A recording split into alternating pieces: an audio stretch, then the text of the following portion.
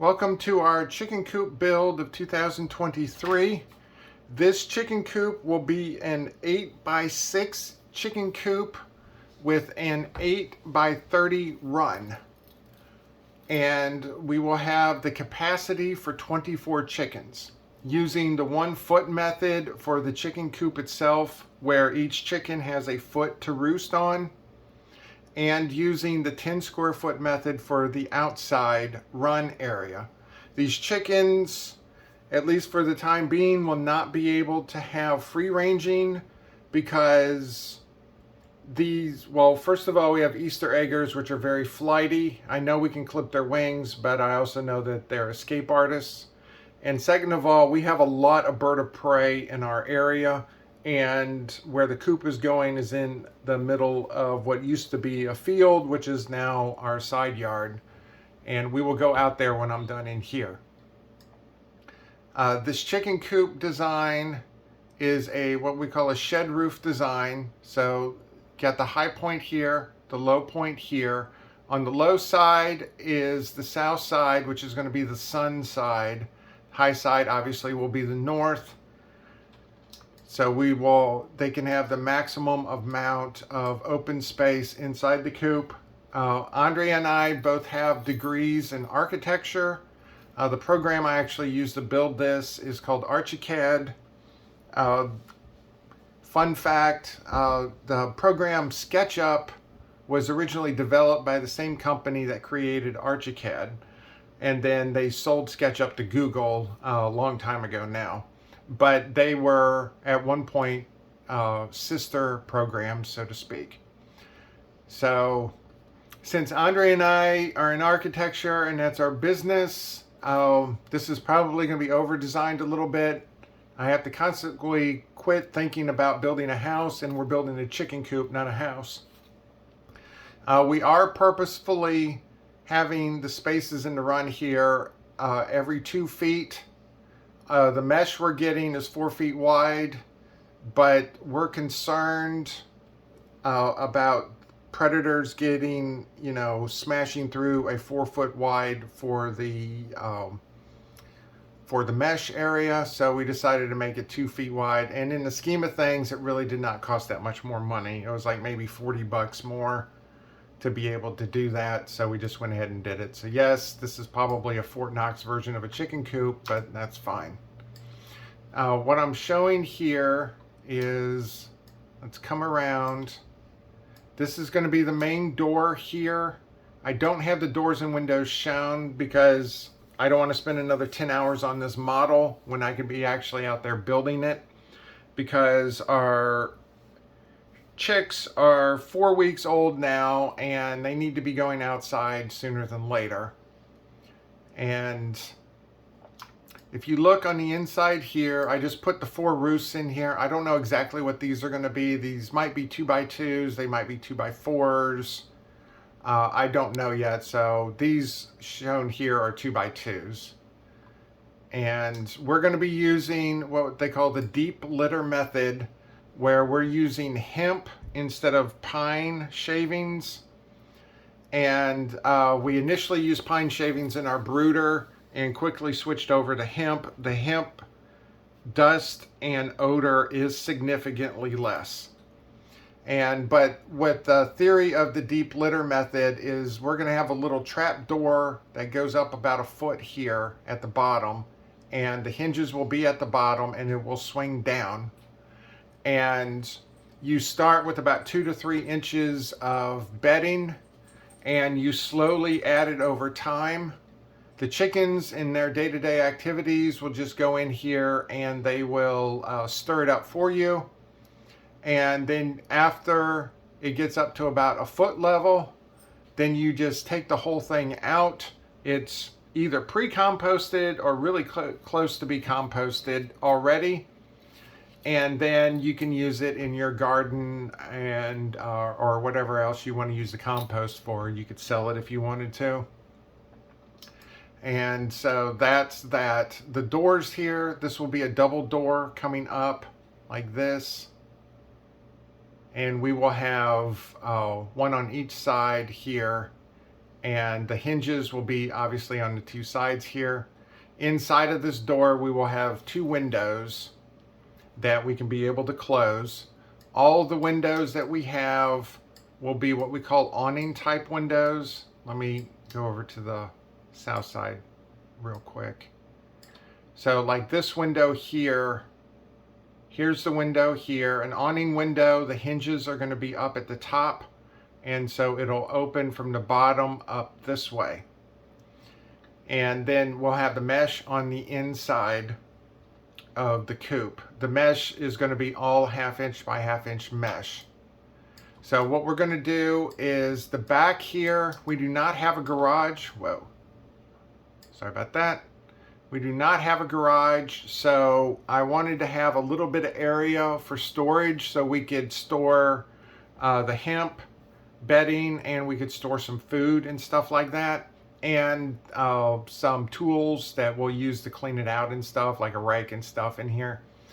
So that's what I wanted the back for. And the other thing, Andre was concerned about having the actual nest protrude outside of the chicken coop like they do normally. So the nests are going to be where this is right here. We're going to have 5 nests, and we are going to frame it all in so it'll be protected. And then obviously we'll have a trap door to be able to get to the eggs. And then wanted to have a floor on top of that, and that's where our storage is going to be. And then tool storage and stuff will be down at the bottom, or at least that's the theory. And then up here will be an awning window on the side, which it'll open up at that angle. And then on the inside, whoa, sometimes it will zoom in and out very slowly, and other times it'll go like 100 feet at a time. But then here is an opening here that this will not have any type of door to it, but the outside one will.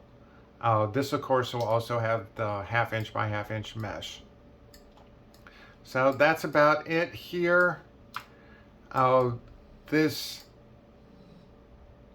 is going to have a 4x4 pressure treated, basically foundation all the way around it. Underneath that is going to be, we're putting, I think Andrea bought 1/2 inch by 1 inch mesh to put on the ground. That's to keep predators from digging underneath it. And I think what she got was 3 feet long, so it's going to come out 3 feet all the way around the chicken coop and run area. Then on top of that, we have a 2x4 base plate, and then just 2x4 framing, and then this piece and, well, this piece right here are just going to, so we can be able to screw in the mesh. And now on this chicken coop, all of our framing is going to be pressure treated. We did verify the pressure treated material does not have arsenic or anything else in it. They stopped doing that a long time ago. Like, it was either in the mid 90s or mid 2000s or something. It's been a long time since arsenic and stuff has been in pressure treated. Now, conversely, the pressure treated wood doesn't last nearly as long, but we decided that since the majority of this was going to be outside anyway, we live in Horry County, South Carolina, which is the same county where Myrtle Beach is located. So we're basically a subtropical environment, very humid. And even if we painted non-pressure treated wood, it's not going to last very long. So I know I'll probably get some flack for this, and that's fine, but we're using pressure treated wood. The siding is, it's an OSB type material, but it has a T111 finish on the outside. This is the same type of siding that's used on the small sheds that you can buy and have delivered to your house. It's the same, that's the same siding material. And then we're going to use, sorry about that, Andre just got back and she must have locked herself out, so I had to go get her. But anyway, we're going to use regular OSB here and OSB on the side over here. And Andrea wants to paint all of this to protect the OSB, because the chicken waste after a while will seep into the OSB.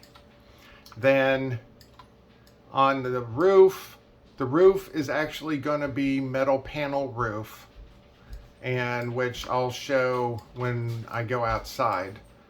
The metal panels, we elected to do metal panels instead of roof shingles because one, it's a lot lighter, and two, Andrea was concerned, especially with this large overhang right here, whoa, me getting up on the roof and actually nailing the sheathing or the shingles and everything on the roof. So with these panels, we just put them in order, and then we can be able to reach over an area that hadn't been roofed yet and just go all the way down the line. So that's about the basics of what the coop is going to look like.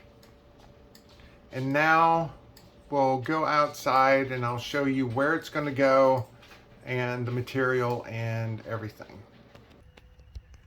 Okay, now we're in what we call our nighttime area. The guys are out with me. Sherlock is, I call him my builder buddy, because when we were building the shed last year, he always wanted to be outside. Of course, he was not where he was supposed to be, but that's a different story. And Lady is going to be our builder buddy in training.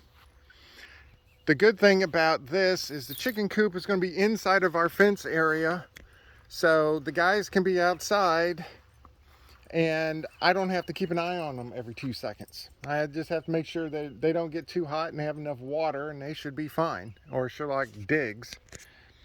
So here is all of the materials. Those round posts, we're going to be doing a fence extension. That's what the round posts for. Those are not for the chicken coop. But here's the metal panels right here. This is actually the nicer of the metal panels, but the cost was actually less. So go figure. If you can see through the plastic right here, this is the T111 OSB sheathing. So this is what the outside is going to look like. And then obviously we have all of our pressure treated wood. I bought 120 2x4s. So hopefully that's going to be enough. So let's go over to the actual coop area. Okay, here is our coop area. As you can tell, the guys are excited. This 4x4 right here, I've already leveled and is in place. There's 2 flags over there. I don't know if you can see them or not. That's going to be the other side of the run. But what I want to do now, what I'm going to do today, is to get this ground leveled so then I can place the 4x4s and the screening.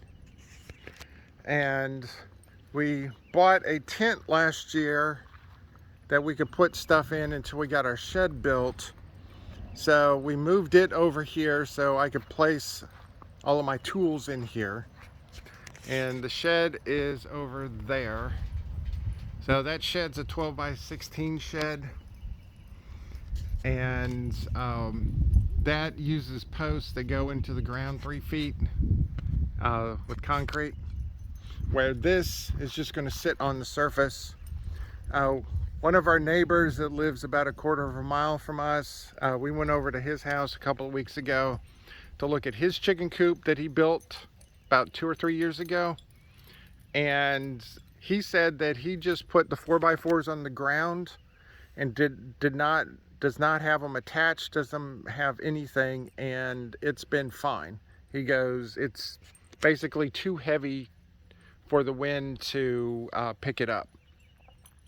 We're about 30 miles from the ocean, so unless we get a direct impact of like a category 4 or 5 hurricane, which is possible but not probable, then we're not going to see winds over probably category 1 speeds. If we were a lot closer to the ocean, then yes, we would be tying it down better. The tent actually has these little screws here that go down about, I think these are either 15 inches or 30 inches, I can't remember. But those go down, and we had 2 hurricanes last year that came through, and it survived no problem. Our kennel over here that we bought, which is temporarily housing some equipment, it is not, it's just the weight of it is holding it down, and we had 2 really bad windstorms come through and it didn't move at all. But most of that is open, so that's understandable. So what we're going to do is, after we get the chicken coop built, we're going to take that kennel and we're going to stick it right next to the north side, which is going to be outside of where the door going into the coop is. They say Easter eggers are very curious and they're very prone to escape. So we're going to use that kennel basically as like an aviary door, where if you go into an aviary, you go into a door system, close it, then you go through another door to actually get into the aviary, so then the birds don't escape. It's going to be the same premise here. We don't have to do the 1/2-inch mesh or anything, just something that can keep them at bay, so if they escape, we can grab them and put them back in where they're supposed to be. So that's it for the basics of the chicken coop. What I'm going to do is I'll do videos. I'm going to try to explain a lot more what we're going to be doing as we do them. Like I said, the first step is to level the ground and to get this mesh on the ground. Then once we do that, then we're going to come back in and we're going to start building the coop itself, build the framing for the coop.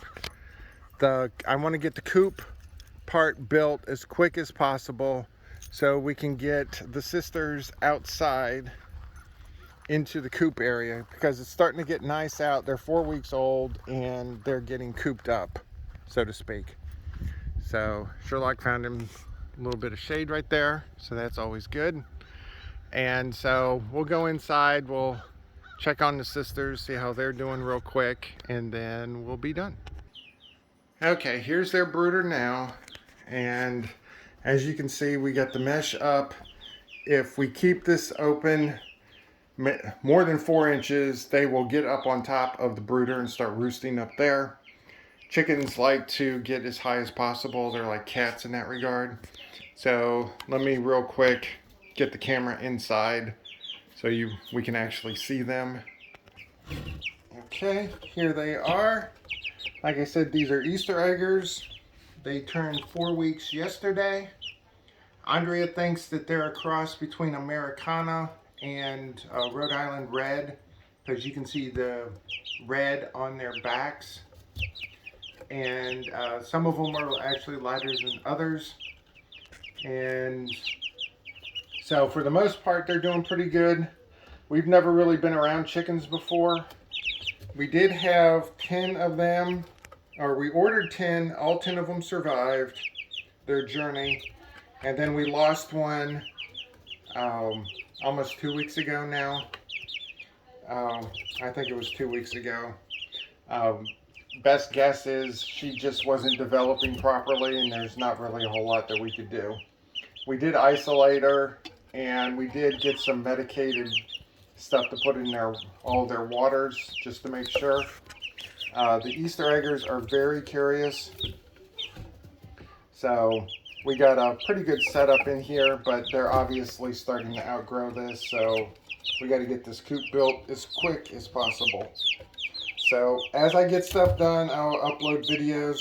I have no idea how many I'm going to do and how long they're going to be. I'll just wing it, so to speak. So the sisters say hi, and we will check back when I actually get something done.